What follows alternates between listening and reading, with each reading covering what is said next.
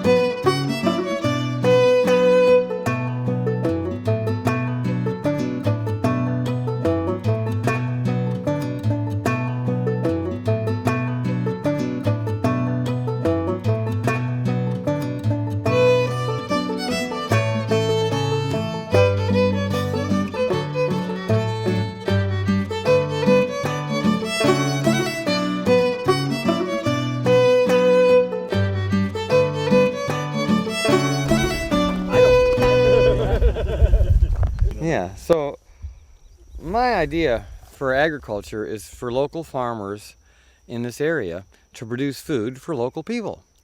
And it cuts out all the trucking, all the chemicals, all the bad things, and it creates wealth locally. I don't have much money in this, but there's a lot of wealth here. Yeah. You know, there's thousands and thousands of pounds of potatoes that I'm creating. I'm selling recycled water and air to people, and they'll pay like 40 cents a pound for potatoes. Oh, It's yeah. unbelievable. I would. Yeah. You'll notice that you don't see any bug damage. Yeah. I was just looking at that. There's no potato Matter of fact, I beetles. was looking for the little Potato beetles. Yeah. Yeah. No, you won't find them here. There's no need for them to come because their job is to help make humus. Right. And the beetle comes, the bugs come, the diseases come to make humus Yeah. because the soil doesn't have humus in it. Right. Once we make humus, like I've done here, and you see the soil, loose, friable. I've got the compost and the cover crops and minerals and good tilth. We've got the humus made. There's no reason for the bugs to come and make humus here. Consequently, Never thought of we'll it make that way. potatoes. This farm is actually quite famous. It's probably the most famous farm in Tennessee for organic gardening because of a PBS TV show called Volunteer Gardener. And I write a newspaper column for the local paper, and I'm very well known here to, I bring in revenue into the county, I hire local people to work for me, and we have a thriving business here, not only growing organic vegetables, but also teaching other people about how to grow organic vegetables.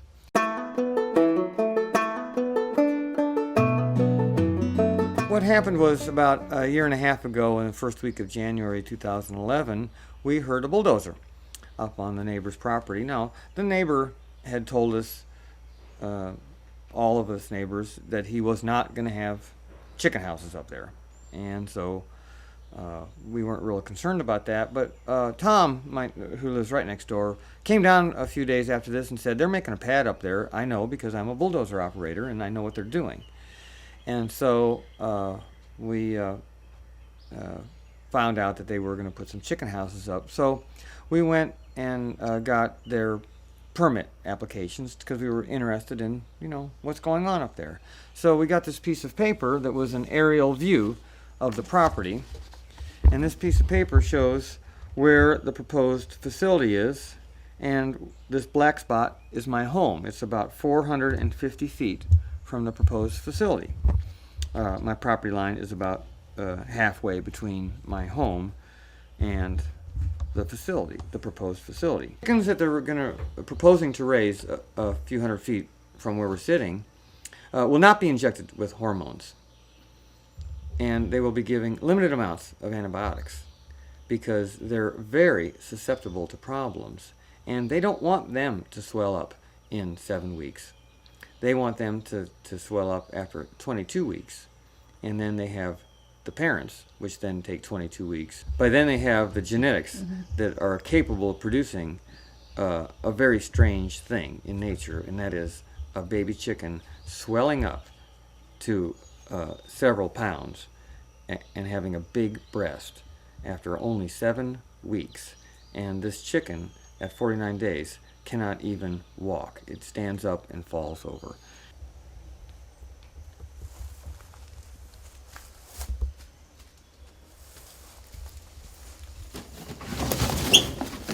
And this is like one of the things that really, I mean, this is part of my business, is cooling my stuff off in this cave. And every time it rains now, it fills up with my neighbor's mud.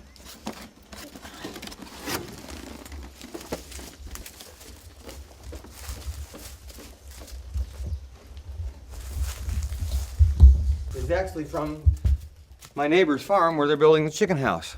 The mud that's coming into the cave is from my neighbor's farm. It's where they've done the grading to make the chicken house. And it rains, bunches of mud comes down the hill now and into the cave and into our garden. And we actually have our garden is smaller than we would like because of the neighbor's mud. You can see over here.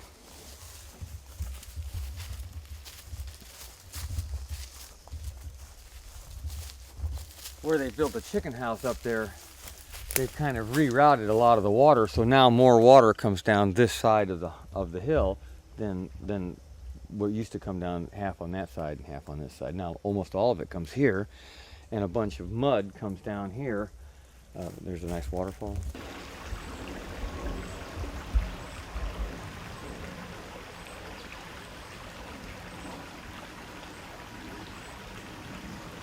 Our concern is not just about a chicken house moving in next door to Jeff's farm.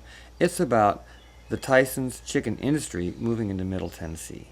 And it's this broader concern that has mobilized an effort to raise awareness about what's going on here. Now, when you do what I do, which is I raise some cows and I collect their manure, and I make some hay on my farm, and I make some compost, and I grow some vegetables, and I export meat and vegetables into Nashville, and I bring in money to our community. I am doing what's called a business, and I'm using local resources, local people to create wealth here in the county. The paradigm that is offered with Tyson's is everything is brought in. The chicken feed, the medications are all made somewhere else. The power it takes to run these things, the gas, all this stuff comes from somewhere else. And they bring in everything from elsewhere. And they raise these chickens up. And then the chickens are exported. China is getting most of our exports right now. And the money goes to Arkansas in this vertically integrated banking scheme. And what the Tennessee residents are left with is the manure. What's for dinner? Driver. There you are. Everything. How are you? Did you ever meet him, Crazy Al? Oh man. Good, about time you had another baby. You know, they just keep flying out of my body. What am I going to do? Must be all the good food I'm eating around here. Watermelon radishes Tricia grew in her garden. Aren't they amazing? My name's Leopard, and I'm just visiting here. And what I've seen is maybe over 100 people just really enjoying the natural environment. And these are mostly kids that are living in the city. And it just seems so important to have this connection with nature.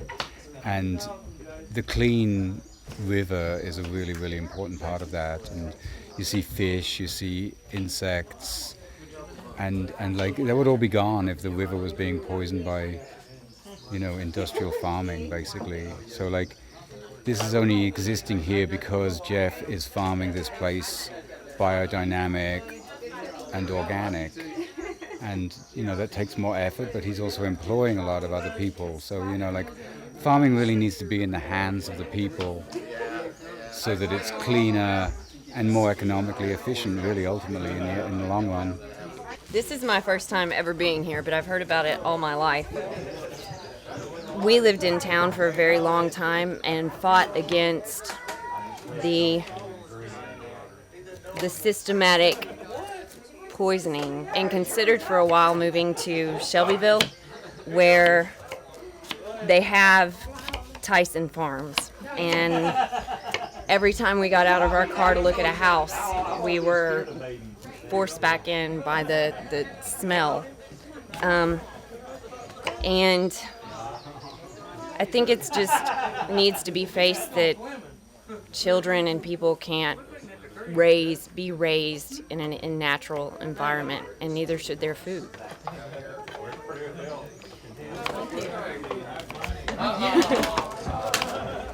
Hello. Hi.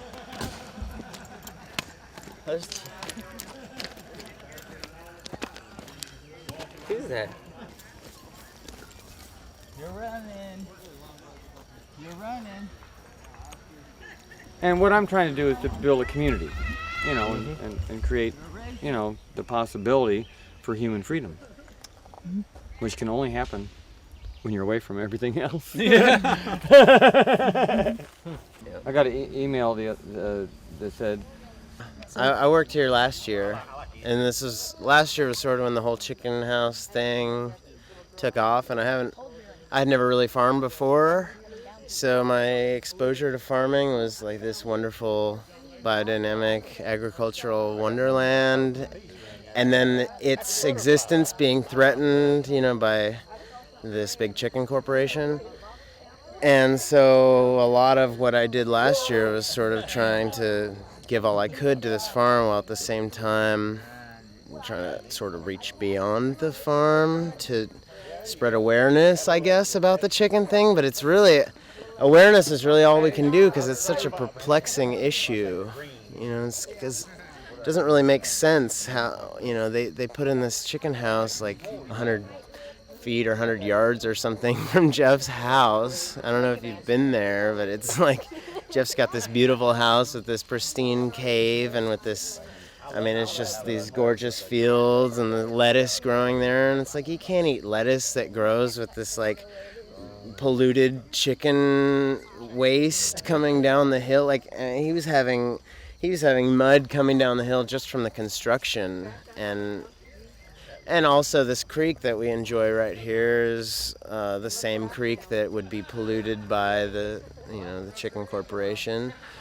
So there's like a lot at stake for this whole chicken thing, and it might seem like, you know, these organic people are squabbling about, you know, progress or whatever, but there's something really beautiful here and something really alive that it's hard to quantify, really. You can't put a number on it. Like, you can say, oh, we can raise, you know, 65,000 chickens or whatever, but you can't, like, oh, well, we raise 65,000 heads of organic garlic. It's like, so, you know, but there's a whole community. I mean, look, there's people playing Frisbee here, and it's like there's a whole community, and we're having this meditation yoga retreat, and I don't know. It's more about the community than anything else. I don't know. That chicken house was really spoiling some really beautiful things.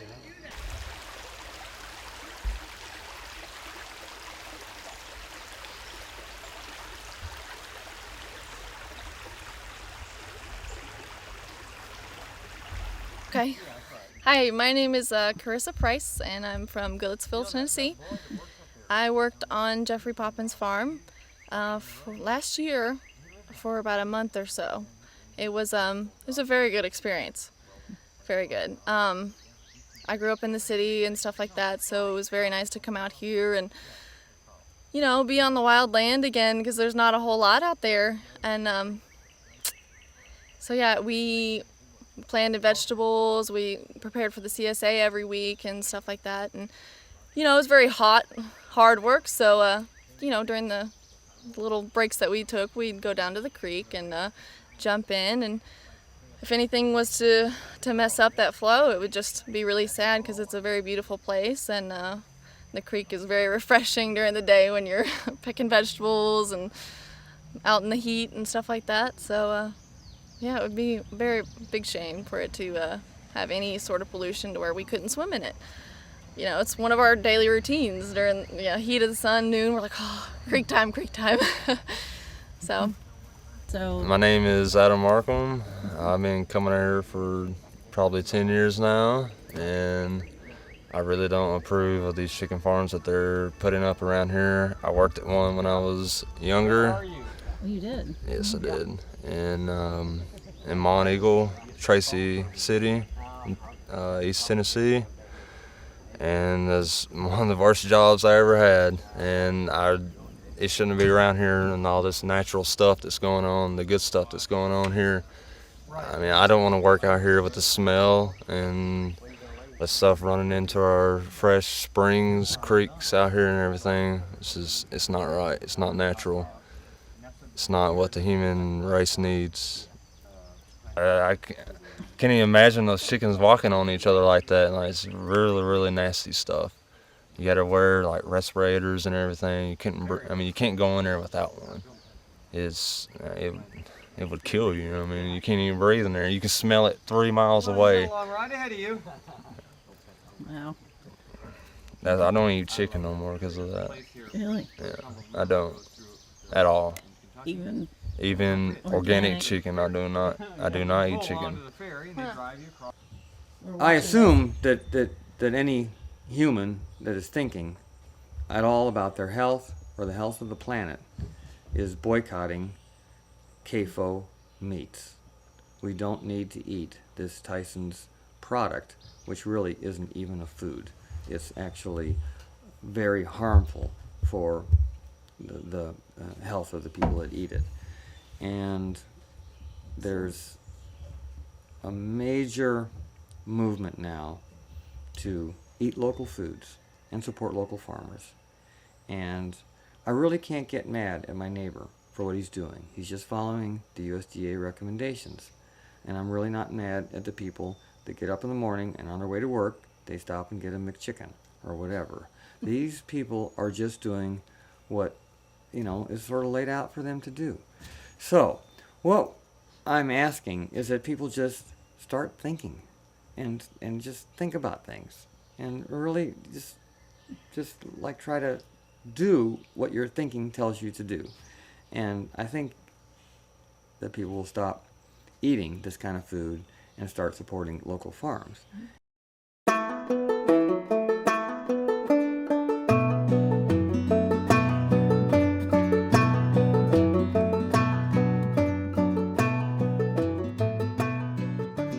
Well, the one thing that opponents and proponents of big giant CAFOs agree on is that when they come into a community, it causes friction and tears the community apart. People will either be for them because they're going to make a lot of money, and that's going to be a very small percentage of the population, and people are against them, the majority of the population that has to live next to them, smell them, put up with the flies and all this. So it's pretty obvious that a bigger corporation is going to care about profits, whereas smaller organic farmers are going to care more about their land. It's clear that most Tennesseans would rather have clean land and small farms around them. All the people in my community were raised on small farms, and they had chickens and gardens, and they canned food, and this was part of the rural lifestyle, this whole family get together for meals and things like that. A very, very important part of our community, and it's being wrested away from these people with the Walmarts and the big giant things, and they don't really know what's going on. They're very kind, sweet people, and they're just kind of going along with the program, but the program is not helping them. We're seeing a real decline in income in these rural areas because there are no more jobs on farms.